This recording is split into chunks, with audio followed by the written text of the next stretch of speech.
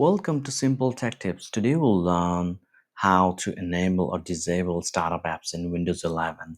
The apps that automatically launch when your computer starts.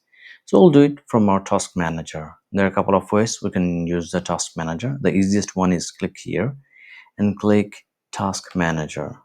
Okay. There is also another option. You can press Ctrl Shift and Escape and it will show this. So here you'll be seeing a couple of options here. Just click on the startup apps and from there you'll be able to see the apps that are enabled. So they're starting up when the Windows is loading. So if you want to disable them, for example this is a gaming app, you can just right click and select disable. See, it is disabled now. And on this section you'll be able to see like whether it comes with a lot of pressure on the Windows about the impact. And if you have some app that you want to enable, you can just right click and click enable. See, it's quite easy.